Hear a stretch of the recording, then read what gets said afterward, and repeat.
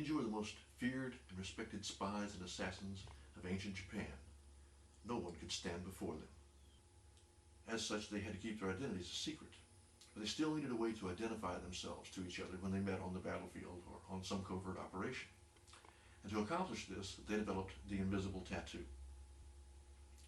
The tradition of using scars or tattoos to identify members of a secret brotherhood comes down to us from the time of the Shaolin monks. In those days, when a monk was ready to graduate from the temple and go out into the world, he was required to lift a 500-pound cauldron full of molten metal and hot rocks. And this would release a latch that would open a door and allow him to step out into the world. When he did this, the only way to do this was to lift this cauldron with the inside of his forearms. And when he did this, he would brand on the inside of his left forearm a dragon, which was a yin symbol.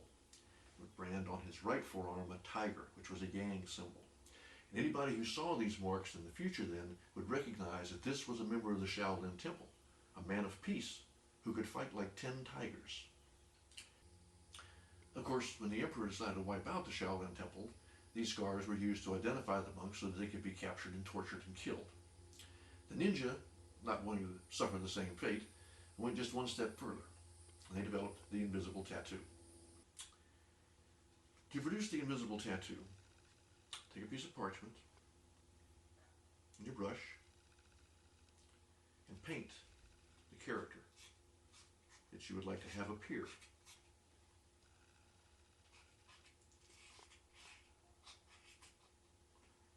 Let that dry for a second. These are the two kanji for ninja. Is nin. It's a sword symbol above the heart. It represents silence. The second symbol represents ja. It's a man represented by the cross, standing on the stage, the horizontal line. Diagonal line is a pen. The little boxes at the bottom represent books. This represents one who studies or practices. Therefore, ninja means one who practices ninjutsu. The samurai would often practice calligraphy as a counterpoint to their deadly and savage techniques that they had to practice every day to keep themselves alive. But of course, just writing this figure did not make you a ninja. Like any secret message, once it was read, it should be destroyed. Now, by folding the paper accordion fashion like this, it allows the parchment to be set on fire more quickly and to burn more completely.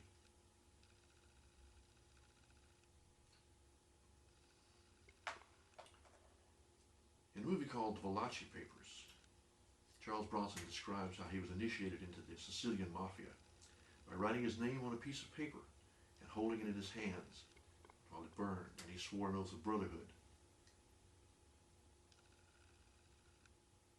If he should ever betray the brotherhood, may he be destroyed even as this paper burns in the fire. May his name be forgotten, his clan denied, family denied the protection of the clan. That's how sacred these secret oaths and signs of recognition were. To produce the invisible tattoo, take some of the parchment that contains the ink. You rub it on your skin. Are you watching closely?